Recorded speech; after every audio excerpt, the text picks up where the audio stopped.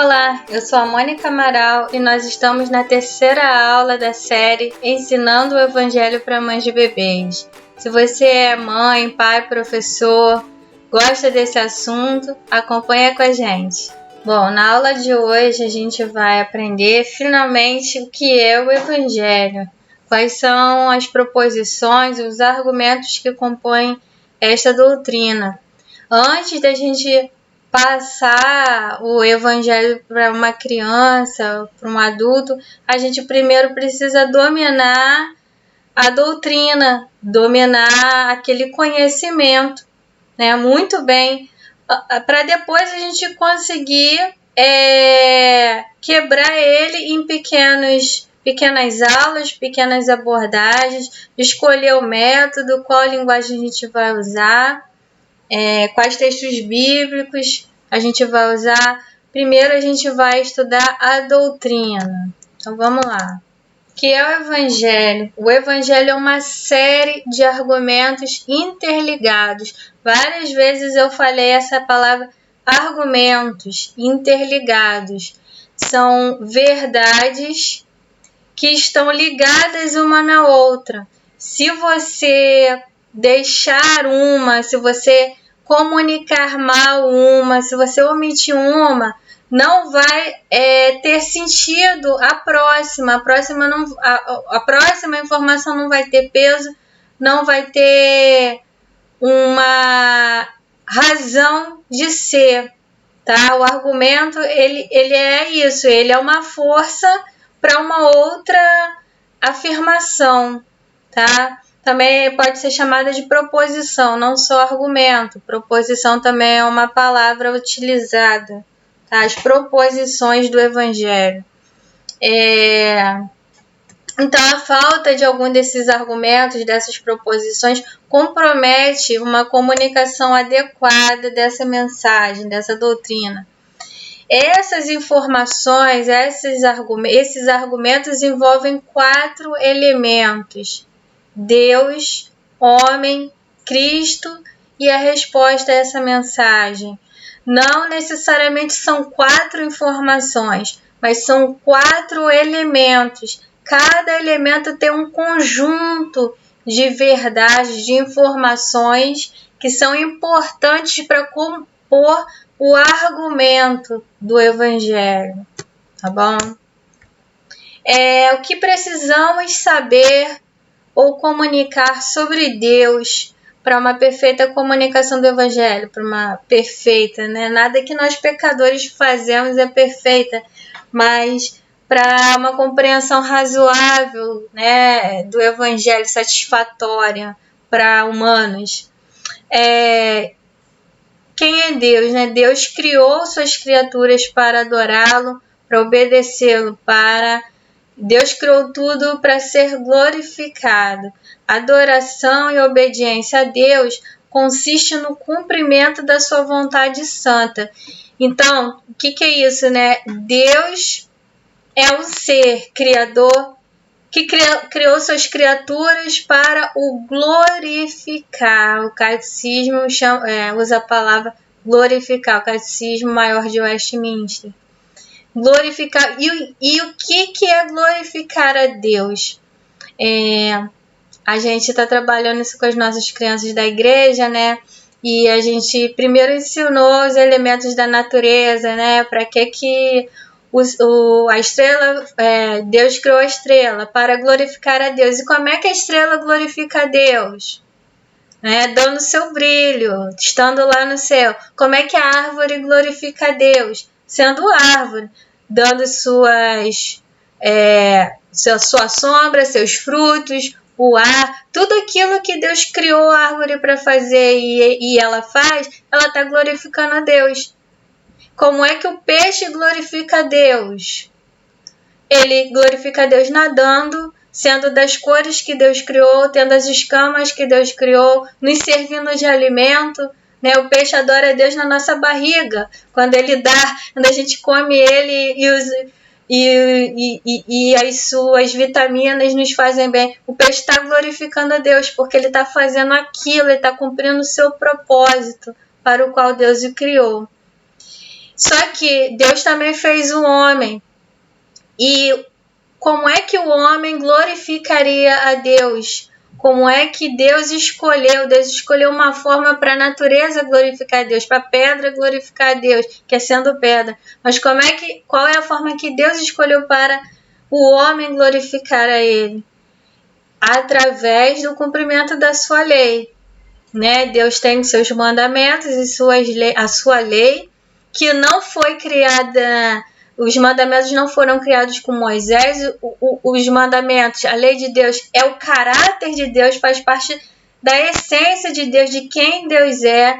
Os mandamentos estão presentes na criação, quando Deus criou o sol e a lua como governo.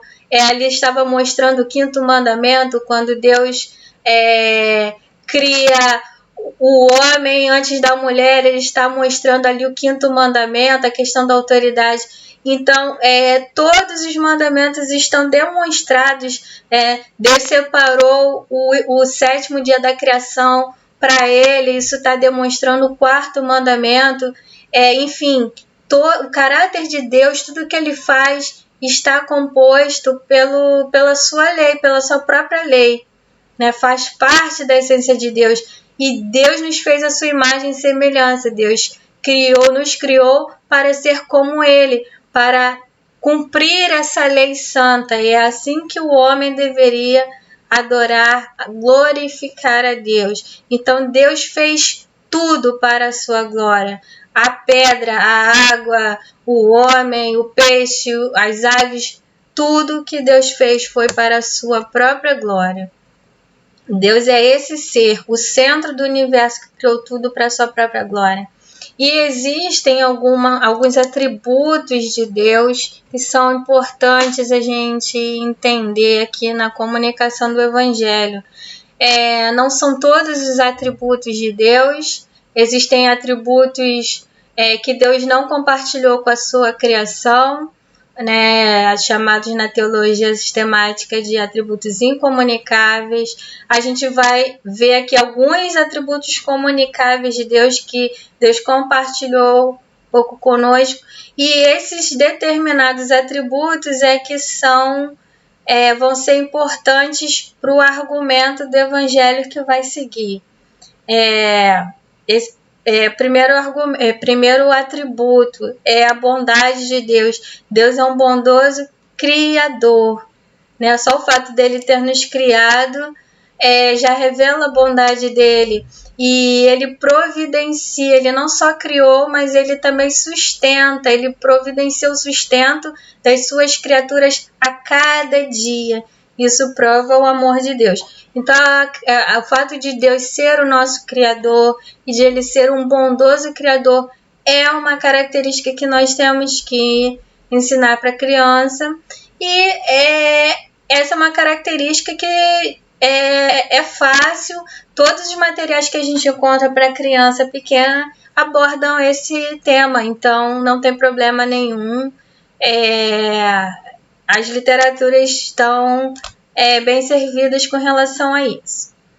Mas existem outros atributos. Por exemplo, Deus é dono de suas criaturas. Outras características de Deus que não são abordadas, tá? Comumente. Deus é dono, ele não só é um bondoso criador que nos dá as coisas, mas ele também é nosso dono. Portanto, ele tem o livre direito de fazer o que ele quer conosco. Então, quando a gente apresenta a criação lá na nossa revista para as crianças, a gente ensina que Deus nos fez, né? E ele é bom conosco, mas isso significa que se ele nos fez, ele é o nosso dono, né? E ele que escolhe como é que cada criatura vai funcionar. O peixe vai viver na água e ele vai servir de alimento para o homem. Esse passarinho vai ter esse tamanho, esse passarinho vai ter essas cores, o hipopótamo vai ser assim, o homem vai ser assado. Então, Deus determina, ele é o dono, ele é o criador, ele tem livre direito de determinar o que acontece com as suas criaturas, como as suas criaturas vão funcionar, vão viver, enfim. Ele tem o livre direito por ele ser o Criador. Outra característica, Deus é totalmente santo. É uma característica que é trabalhada nas revistas para as crianças um pouco mais tarde, tá? Revista de bebê, dificilmente você vê uma revista que diga que Deus é santo, tá? Porque se entende que isso é um atributo um pouco difícil para a criança entender. Mas a gente vai trabalhar isso de uma forma, tá, legal para criança, para o bebê. Deus é totalmente santo, que ama. O que é ser santo? Santo é ser uma pessoa, ser santo significa ser moralmente perfeito. Não é esteticamente perfeito, é moralmente perfeito. Significa que Deus ama, aprova e faz o que é certo, e que Deus odeia, reprova e não faz o que é errado. Então, geralmente a gente fala de santidade e fala assim, Deus é santo porque ele faz só o que é certo. Correto. Deus faz só o que é certo, mas a santidade não é só o fazer, mas é também diz respeito à emoção. Deus não só faz o certo, mas ele ama o que é certo, ele aprova o que é certo. Deus não só não faz o que é errado, mas ele odeia o que é errado, ele reprova o que é errado. Então, ser santo implica também nesses sentimentos de odiar, aprovar, de odiar, reprovar, de amar, aprovar. Porque uma pessoa que não faz uma coisa errada, mas ela não sente nada, né, com uma injustiça, com uma coisa errada, essa pessoa é corrupta, né? Assim, ela não é totalmente correta. Os sentimentos fazem parte da santidade de Deus. Os sentimentos com relação ao que é certo e ao que é errado, não apenas as atitudes. Outra questão sobre Deus que precisamos ensinar para as crianças. Que precisamos entender para nós mesmos, para entender melhor o Evangelho, é que Deus é um justo juiz. Qual a diferença entre santidade e justiça? Que a santidade tem a ver com fazer e com os sentimentos em relação ao que é certo e que é errado. A justiça tem a ver com a retribuição. Então, Deus retribui o bem e a obediência com a vida eterna. E ele retribui a desobediência, o mal, o pecado, com a morte eterna. Então, Deus não é apenas santo, uma pessoa que só faz o que é certo e que aprova o que é certo. Ou que só não faz o que é errado e que reprova, odeia o pecado. Mas ele também é aquele que age, que vai retribuir aquelas pessoas, vai retribuir o bem e vai retribuir pelo que se faz de mal. E a última coisa sobre Deus que precisamos entender é que ele é imensamente poderoso. Ele tem um poder infinito. O poder de Deus ele é importante para a gente, para poder potencializar a nossa noção de temor a Deus. Quando você mostra que Deus é um ser santo, ou seja, ele vê as coisas e está sentindo ódio por algo errado. Você sabe que Deus ele é juiz, ele vai retribuir aquilo que é errado. E ele é poderoso, ele imensamente, infinitamente poderoso, ele vai punir com toda a sua força aquilo que é errado, aquilo que ele odeia. A sua ideia de temor de Deus se enche, né? Então, assim, essa visão completa de Deus vai ser muito importante lá na frente quando você estiver apresentando a condição do homem, o que o homem merece, né? A questão de que Deus é o dono também de suas criaturas, é importante. Ele decide o destino das suas criaturas. Então, você está na mão de um Deus que tem todo o poder, né? Que tem o direito de decidir o teu destino, o teu fim, e que Ele está aprovando ou desaprovando as suas obras. Então, é uma noção de Deus que nós precisamos ter para nós e transmitir na hora de comunicar o Evangelho, de ensinar o Evangelho. E é claro que tudo isso não vai ser num dia só, essa informação toda. Por isso que o ensino do Evangelho é um ensino lento, que dura meses, para que cada conceito desse seja trabalhado, repetido, antes da gente passar para o próximo.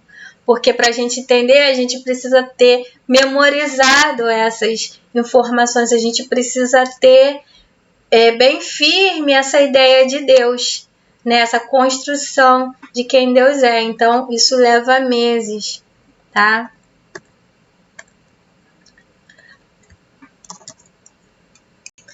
Agora sobre o homem. O que sobre o homem nós precisamos entender, conhecer, para entender o Evangelho? Sobre Deus, nós trabalhamos um pouco da teontologia, né? O estudo sobre Deus é um estudo parcial, mas é o que é o suficiente para o Evangelho. Agora vamos para antropologia, o estudo do homem. A gente não vai estudar aqui, ver toda a antropologia, todo o estudo do homem que a gente estuda numa teologia sistemática lá no seminário, mas a gente vai ver aqueles pontos que são importantes para entender o Evangelho. E por que eu enfatizo esses termos e tal? Para a gente entender que é um estudo sério, tá? Não é qualquer informação que você tem, que a gente vai conseguir transmitir o Evangelho. A gente precisa ter uma doutrina muito clara, muito firme, muito definida e delimitada, tá bom? Então vamos lá. O homem. Quem é o homem? Dentro do Evangelho. O homem é a principal criatura de Deus, né? Deus escolheu o homem para ser a sua imagem, para dar ao homem a sua lei, né? O homem foi o único ser moral que Deus criou, né? A gente viu no início que Deus criou as criaturas e determinou que as outras criaturas iam adorar a Ele sendo elas mesmas, né? Fazendo o seu propósito. Mas Deus criou um homem com outro propósito, para glorificar Ele através do cumprimento da lei moral, né? Dos mandamentos. Ou seja, Deus criou o homem para ser como Ele. Deus não é um ser moral que faz o que é certo e não faz o que é errado, e reprova o que é errado, aprova o que é certo. Deus criou o homem para ter esses mesmos princípios morais, né? Por isso o homem é a principal criatura de Deus, né? Desde o princípio. Nós fomos escolhidos para termos os valores morais. Eu falo para as crianças, né? Para minha filha, na verdade, eu falo para ela que o animal, ele não peca. Deus não fez os mandamentos para os animais, né? Os animais andam aí sem roupa e tal, eles não quebram o 7º mandamento, né? Então, assim, é pra gente, a lei moral é pra gente. Nós fomos criados de uma forma diferente até dos anjos, né? Os anjos, a lei moral também não é para os anjos. Então, Deus compartilhou o seu caráter conosco e Ele exige que a sua criatura seja santa como o seu Criador, como o seu Pai, obedecendo os seus mandamentos. Mas o homem caiu em pecado, né? Quando Adão pecou, todos nós pecamos com ele, porque Adão era o nosso pai, era o nosso representante, foi o primeiro homem criado, ele representava Eva e todas as demais criaturas que viriam depois dele. E Deus fez um pacto de obras com ele, que nesse pacto Deus disse que se ele comesse do fruto do conhecimento do bem e do mal, ele e todos os seus descendentes herdariam a morte eterna. Então foi um pacto que Adão fez em nome de todos nós.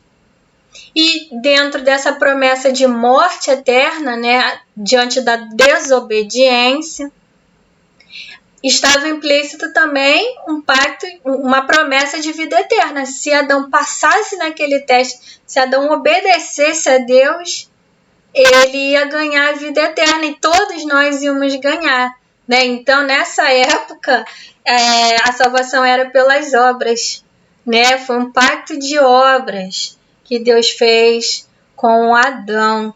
Baseado na obediência de Adão, ele ia ganhar o céu ou a ira de Deus para ele e para todos nós. Adão não estava no céu ainda, ele estava no Éden. Ele ia ganhar o céu se ele fosse obediente até o fim. Então, quando Adão pecou, todos nós pecamos com ele, mesmo antes de nascer. Ele era o nosso pai, o nosso representante. Então, nós herdamos esse pecado original de Adão. Antes da gente nascer, a gente já tinha pecado lá com Adão, né? Em Romanos, falar isso aqui, tem os textos bíblicos que vão demonstrar essas coisas que a gente está falando. Então, depois que o homem caiu, pecou, ele se tornou incapaz de ser santo, incapaz de cumprir os mandamentos de Deus. Esses mandamentos, esse propósito para o qual Deus nos criou, para glorificar a Ele, a gente se tornou incapaz de cumprir a lei de Deus, de ser santo como Deus é. E aí nós nos tornamos também inimigos e separados de Deus, né?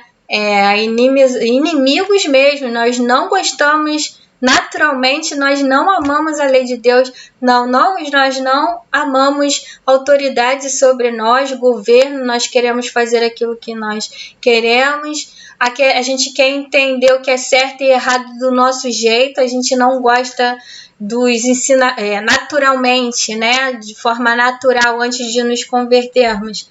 A gente não ama os mandamentos de Deus, a gente luta contra Deus o tempo todo, né? Estamos separados de Deus. Nós nascemos assim. Nascemos culpados e condenados no juízo de Deus.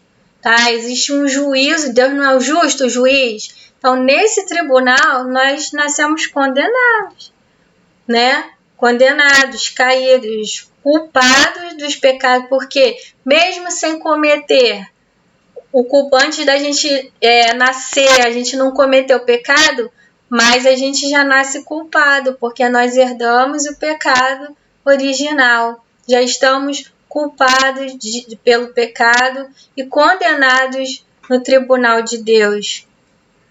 E essa condenação, qual é a sentença? É a morte eterna, é a ira de Deus. Essa ira de Deus está lá em Romanos 1,18. Tá? Muita gente tem resistência a dizer que Deus se ira. Contra o pecador, existem vários versículos em Salmos, Romanos, que falam da ira de Deus sobre o pecador.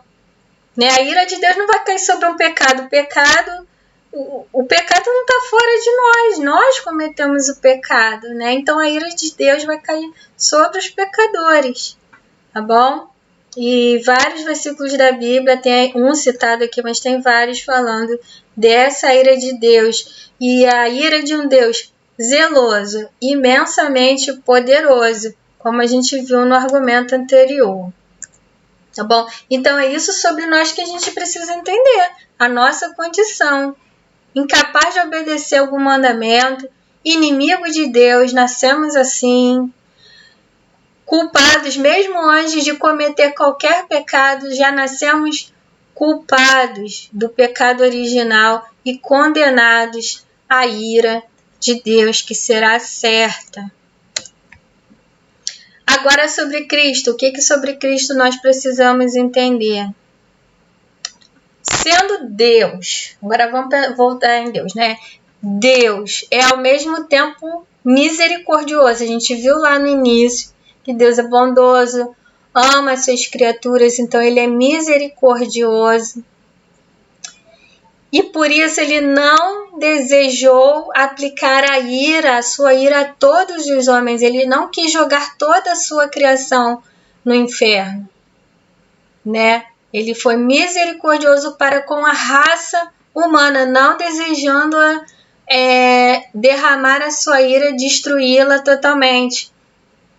Mas, ao mesmo tempo, ele não pode abrir mão da sua santidade, da sua justiça. Porque se Deus deixa um pecado impune, ele é um juiz corrupto, né? Um juiz que deixa um ladrão, um assassino impune, é um juiz corrupto. Então, Deus não pode, pela sua santidade e justiça, ele não pode deixar nenhum pecador impune, nenhum pecado sem ser pago. Então, diante dessas duas dessas duas características, misericórdia e justiça, Deus resolveu aplicar o castigo dele em si mesmo, na pessoa do seu Filho Jesus. Jesus é Deus, certo? É a segunda pessoa da Trindade. Então, Deus resolveu aplicar o castigo que o pecador merecia em si mesmo, na pessoa de Jesus Cristo. E assim ele resolve o problema. Ao mesmo tempo, ele não abandona a sua justiça, porque cada pecado vai ser pago por Cristo, foi pago, né? Por Cristo, cada pecado do crente, ele foi pago por Cristo. E assim Deus mantém também a sua misericórdia mantendo uma parte da sua criação, não lançando toda a sua criação humana no inferno. Então, para que isso acontecesse, para que essa resolução de Deus na eternidade, né, que é um tempo, a eternidade é um tempo constante, né, não é, a gente joga no passado, mas não foi uma resolução no passado, na eternidade. Para que isso acontecesse, Jesus Cristo se tornou homem, humano, e nasceu para cumprir toda a exigência de obediência que era nossa. Porque Adão, lembra que Adão, o primeiro pacto foi feito com Adão. Adão foi o primeiro homem, ele deveria obedecer a Deus em tudo, cumprir toda a lei de Deus, e isso estava representado e simbolizado pela árvore do conhecimento do bem e do mal. Mas Adão não tinha só que não comer do fruto, ele tinha que obedecer a toda a lei de Deus. Estava representado na árvore, mas era a representação de toda a lei de Deus. E aí tinha que haver um segundo Adão que cumprisse essa condição, porque para merecer a vida eterna precisa obediência. Deus só vai, lembra que Deus é santo e por isso ele só recompensa com a vida eterna a obediência, a perfeição aos seus mandamentos. Então, para ele conceder a vida eterna para alguém, precisa ter uma obediência perfeita aos seus mandamentos. Precisa cumprir toda a exigência da lei. E aí, o ser humano, os homens que Deus resolveu salvar, precisavam de um representante assim, de um novo Adão que fizesse aquilo que o primeiro Adão não conseguiu fazer. Então, Jesus Cristo, Deus teve que encarnar, teve que nascer como um homem para ser o segundo Adão, um segundo representante nosso, para poder cumprir toda a lei de Deus que Adão não cumpriu e assim conquistar, merecer a vida eterna. Nós não somos capazes de cumprir a lei de Deus para ganhar a vida eterna. Mas isso não significa, então, se o homem não é capaz, então Deus deixa para lá, ninguém precisa cumprir a lei não, então vou dar a vida eterna assim, de graça. Não. Precisou um homem vir e cumprir toda a lei de Deus para ganhar, merecer a vida eterna, para ser recompensado com a vida eterna. E a segunda coisa, então, essa primeira característica sobre Cristo a gente precisa ter muito claro, Jesus não foi só aquele que morreu no nosso lugar. Ele primeiro foi aquele que cumpriu a lei no nosso lugar. Por isso Jesus já não nasceu, não veio do céu adulto, encarnado e morreu na cruz. Não, ele teve toda uma vida de obediência. Quando ele foi bebê, quando ele foi criança, ele precisou obedecer aos seus pais, precisou ir aos cultos, precisou provar diante dos homens a sua obediência a Deus, precisou ali ficar evidente todo o cumprimento da lei na vida de Cristo, para que ele ganhasse a vida eterna no nosso lugar.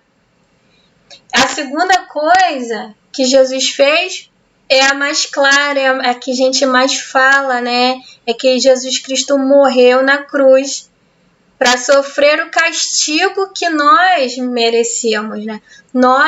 O salário do pecado é a morte, porque nós pecamos em Adão e quando nascemos, já nascemos pecadores, bebês, pecamos quando somos bebês já, nós merecemos a ira de Deus, né? Deus é aquele que retribui o pecado com a morte eterna. Então, se nós pecamos, nós merecemos a morte eterna. E Jesus foi aquele que veio substituir o homem, né? A ira de Deus, em vez de cair sobre o crente, ele cai sobre Cristo. Então, Cristo foi aquele substituto, aquele sobre o qual caiu a ira de Deus. Mas nota que a gente precisa entender a obra de Cristo de forma completa. Cristo não foi só aquele que sofreu a ira de Deus no nosso lugar, que cobriu os nossos pecados, mas foi aquele que também cumpriu a lei no nosso lugar. Porque se a gente só entende que Jesus nos substituiu na morte, na ira de Deus, no castigo de Deus, porque a ira de Deus servia para aplacar a ira de Deus sobre os pecados. Deus precisava punir, fazer justiça sobre os pecados, né? Os pecados, as injustiças precisavam ser pagas. Então, se Cristo só viesse do céu e morresse, Jesus só ia nos livrar da condenação eterna, mas ele não ia ter ganho a vida eterna. Ele só ia ter sofrido o castigo de Deus, mas ia ficar faltando ganhar a vida eterna. A vida eterna só se ganha pelas obras, pela obediência da lei. Quer dizer, pelas obras, pela obediência da lei. Então, Cristo foi aquele que encarnou e cumpriu toda a lei no nosso lugar. Então, essa visão completa da obra de Cristo precisa ficar clara, porque às vezes a gente só fala da morte de Cristo e a parte das obras fica pra gente. É como se assim, quem precisa obedecer é a gente. E Jesus morreu na cruz. Então, assim, a gente acredita nisso muitas vezes e a gente passa para a criança, criança, você precisa crer que Jesus morreu na cruz, mas você precisa também obedecer. Né? A gente só não fala para ser salvo, porque a gente não tem coragem, mas se fala isso. Não, a gente precisa entender que a obra de Cristo foi completa. A gente não vai ser salvo pela nossa obediência, é a obediência de Cristo que é colocada sobre nós. Ele fez a obra completa no nosso lugar. Ele ganhou a vida eterna pelas suas obras, tá bom? Então, essa obra de Cristo precisa ser exposta de forma completa para as nossas crianças e ficar claro para a gente também. E a última parte, o quarto elemento do nosso argumento, da nossa linha de argumento, é a resposta a essa mensagem. Quantas vezes a gente não ouve assim, né? Depois que a pessoa expõe o evangelho, ela fala: então você precisa aceitar Jesus de todo o seu coração. Ou fala, você precisa fazer uma aliança com Cristo. Ou a gente fala para as crianças, deixa Jesus entrar no seu coração. São expressões vagas. Quando eu era criança, eu tinha muita dúvida sobre o que significava isso. Será que Jesus mora no meu coração? Será que realmente eu fiz uma aliança com Jesus? Mas o que é uma aliança? Eu não entendia o que fazer com essa mensagem, o que eu precisava fazer no final. Eu não entendia se realmente eu era salva, se eu fiz o que era necessário, se eu estava entendendo, se eu estava sentindo as coisas que eu devia sentir, porque são expressões vagas. E a gente, quando é criança, não tem como avaliar quando as coisas são vagas. Então, diante dessas minhas dúvidas de quando eu era pequena, eu encontrei, né, um material até do Mark Dever, e ele, nesse material, ele me fez enxergar que as duas coisas que acontecem, que na verdade são dois lados da mesma moeda, dois sentimentos que precisam acontecer no momento que você ouve a mensagem, arrependimento e fé. E essas duas palavras são as que os textos bíblicos nos trazem. Marcos 1,15 fala de arrependimento e fé. A gente vai ver cada um desses versículos. Mas vamos lá ver o que é arrependimento. Arrependimento, como é que você vai explicar para a criança o que é arrependimento? Primeiro você precisa entender. Arrependimento é o reconhecimento de que você quebra a lei de Deus e que você merece a ira de Deus. Primeira coisa que precisa fazer é reconhecer que peca e que merece a ira de Deus.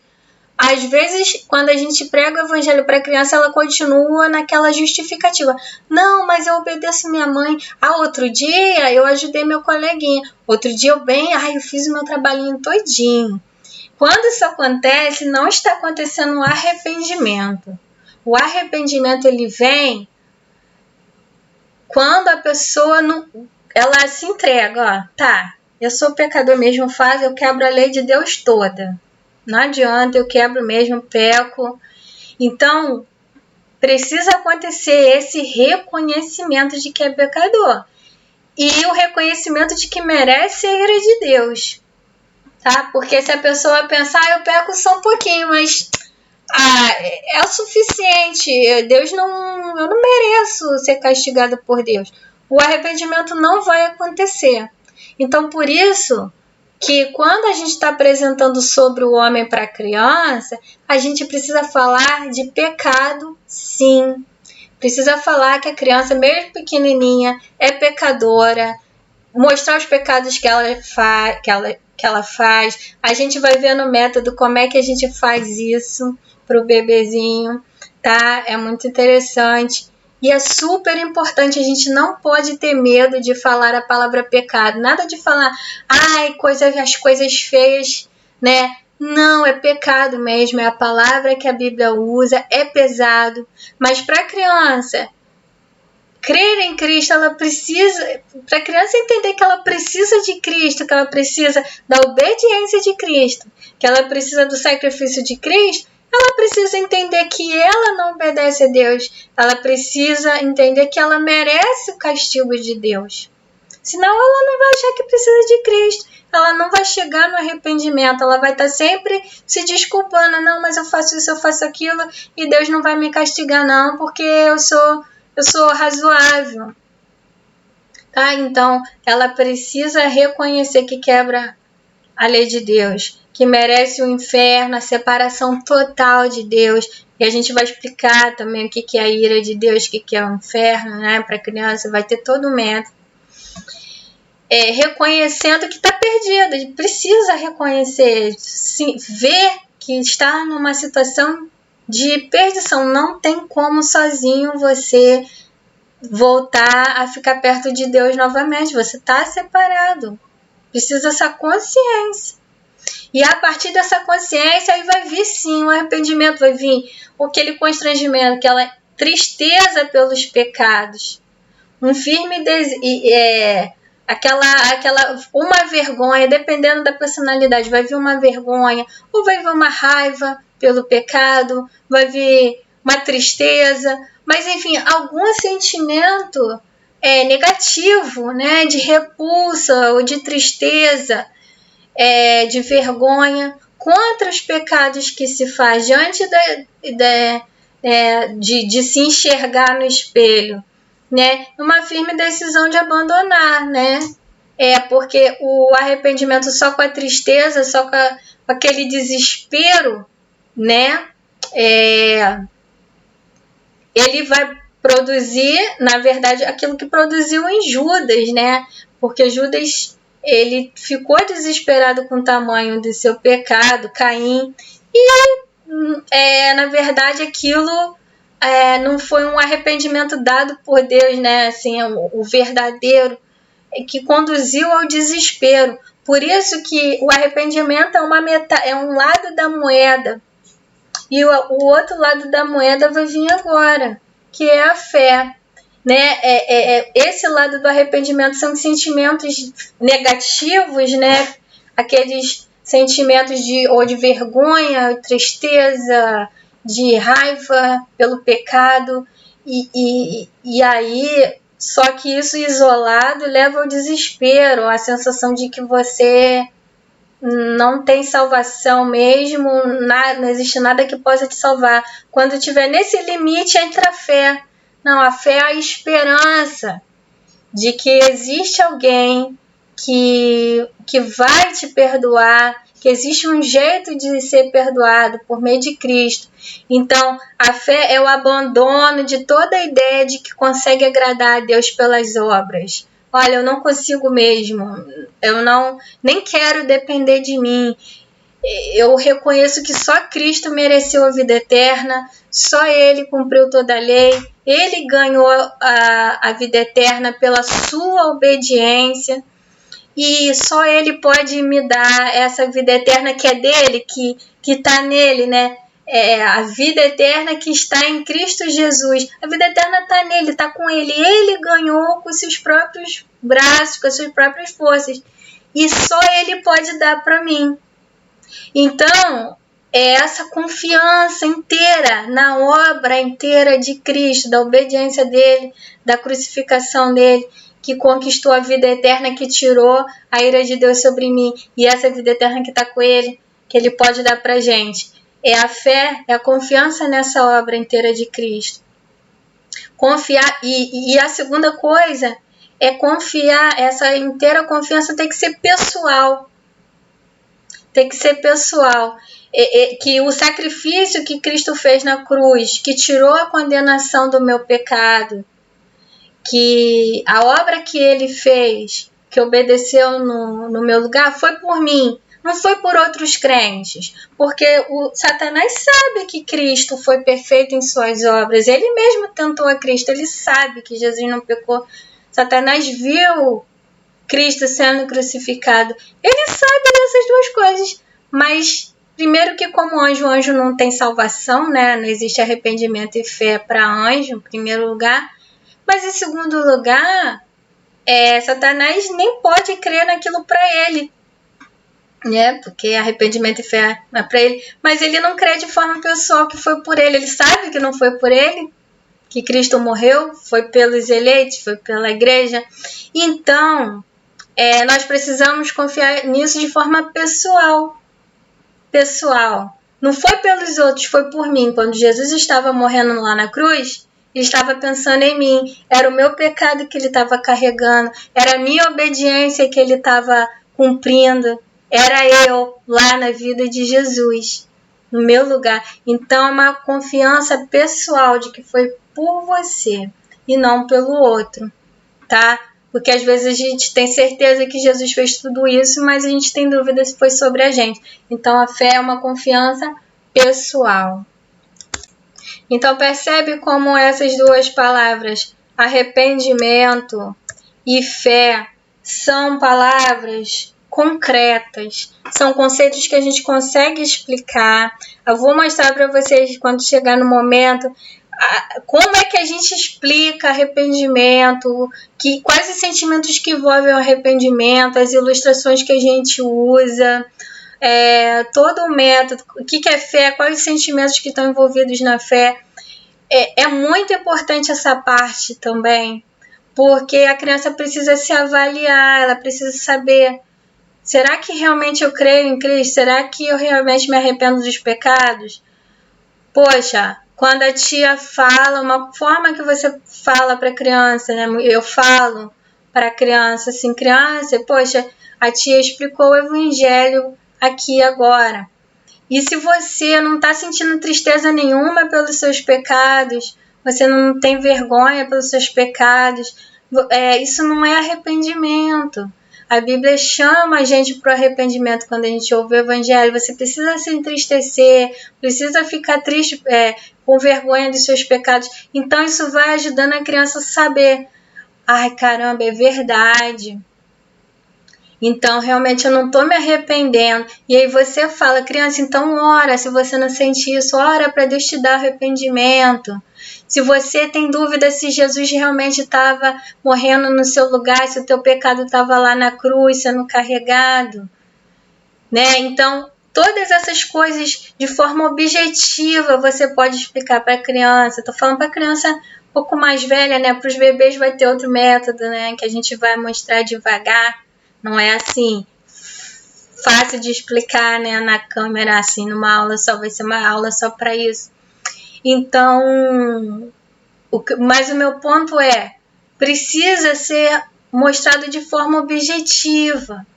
Não essas expressões vagas, aceitar Jesus, fazer aliança com Cristo, deixar Jesus morar no seu coração. Jesus realmente entra aqui, ele, né, dentro do coração da pessoa. A gente vai falar sobre essa questão de expressões abstratas também na aula de método. Então, assim, a gente precisa facilitar ao máximo a comunicação do Evangelho para a criança, e entender mesmo para nós mesmos. Muita gente, a gente não tem claro, muita gente tem dúvida se é salvo porque não entende essa questão de arrependimento e fé, não sabe avaliar a si mesmo se realmente se arrepende e crê que esses são os sentimentos que todo crente tem todos os dias. Na verdade, uma vez que você se arrependeu e creu, depois desse dia da primeira vez, toda vez que você pecar, você vai ter que se arrepender do seu pecado e vai ter que confiar que a obra de Cristo pagou por aquele pecado. Não é que você vai se converter todo dia, não é isso. É que desde a primeira vez que você se converteu, que Deus te deu esse sentimento de arrependimento e fé, depois daquele dia, toda vez que você se deparar com o seu pecado, dali por diante você sempre vai ter que se arrepender e crer. Se a gente parar de fazer isso, a gente vai estar se endurecendo. A gente precisa constantemente se envergonhar, se entristecer pelos nossos pecados e sempre confiar na obra de Cristo. Nunca começar a achar que agora a gente está no nível de santificação, agora a gente pode ir sozinho. Não. Sempre dependendo daquela obra lá que Cristo fez no nosso lugar, da obediência dele, da morte dele na cruz. Então, antes da gente passar para a criança, a gente precisa ter convicção para a gente muito clara desses aspectos. E o último cuidado que eu gostaria de frisar aqui nessa aula é que no momento em que a gente está falando de evangelho, muito cuidado, porque a criança necessariamente ela tem, todo ser humano na verdade, qualquer idade, tem a tendência de pensar se é o pecado que nos leva à ira de Deus, que faz a gente merecer a ira de Deus, então é a obediência que vai nos levar para perto de Deus, que vai fazer eu agradar a Deus. Parece lógico, né? Simétrico. Se o pecado me leva para longe de Deus, então a obediência vai me levar para perto. Mas isso era na época de Adão, quando ele era capaz de cumprir a lei de Deus, né? Agora, a desobediência, o pecado nos leva para longe de Deus. Já nos levou antes da gente nascer. A gente já nasce longe de Deus. Então, agora, o que nos leva para perto de Deus é a obra de Cristo, obediência e morte de Cristo no nosso lugar. É isso que nos leva para perto de Deus. E quando você está falando de evangelho, por favor, não mencione obediência à lei. Ah, mas a gente precisa obedecer, né? Ou então, mas assim, se você aceitou Jesus, agora você vai começar a obedecer os mandamentos. Quando a gente fala disso, dessa mudança de comportamento que acontece, ela vai acontecer realmente. Mas na hora que a gente está mostrando o evangelho, não é conveniente a gente falar disso, porque a pessoa naturalmente, só de você falar, ela vai esquecer, botar Cristo um pouquinho de lado e vai entender, então eu preciso obedecer também para ser salvo. Eu preciso confiar em Jesus, mas eu também preciso obedecer para ser salvo. Entende? E a ordem não é assim. Não é assim. A salvação, ela depende unicamente da obra de Cristo. Tá? A santificação da criança a gente vai trabalhar depois, tá? Claro que a gente precisa se santificar. A obediência aos mandamentos demonstra que, na verdade, a gente creu de verdade, porque a santificação ela é consequência da salvação. Uma pessoa que crê, ela vai ser santificada, ela vai começar a mudar de comportamento, né? Mas primeiro a criança precisa ser salva para depois começar a santificação dela. Quando a gente se apressa e fala logo de obras, a criança embola tudo, mesmo o adulto, ele começa a pensar, bom, eu preciso crer em Cristo, mas eu também preciso mudar meu comportamento. E aí ele começa a confiar na sua própria obra, em vez de confiar na obra inteiramente de Cristo. Então, o que acontece? É uma pessoa que não confia em Cristo totalmente, essa pessoa não está salva. A fé é uma confiança cega na obra de Cristo. A gente não pode, eu confio na obra de Cristo, mas eu também tenho que fazer minha parte para ser salvo. Não, isso não é fé. A fé é uma confiança plena na obra de Cristo, que é suficiente para nós. Isso precisa ficar claro para a criança. Não depende das obras dela, tá bom? Mas a gente também não vai... fiquem tranquilos que no nosso método a gente não vai criar crianças que não se preocupam com a lei de Deus, que eu já estou salvo, então posso pecar mesmo. Não, não é isso. Tá? Mas é tudo no seu momento. Primeiro precisa o evangelho ser a base para a gente poder trabalhar sim os mandamentos de forma adequada, baseada na fé em Cristo, tá bom? Bom, então na próxima aula 4, a gente vai começar a estudar o planejamento de ensino do nosso bebê. A gente vai ver como é que a gente vai dividir esse conhecimento do evangelho ao longo dos meses, porque como eu falei, a gente não pode ensinar esse monte de informação para a criança pequena, muito menos para o bebê num dia só ou em um mês. A gente leva meses, o ano todo trabalhando cada pontinho, quebrando pequenininho. Então a gente vai ver esse planejamento, como é que a gente vai fazer, tá bom? Que isso já é parte do método que a gente precisa ter consciência para aplicar ele direitinho. Então é isso, espero vocês na semana que vem, espero que vocês voltem, tá bom? Um beijo, boa semana, tchau!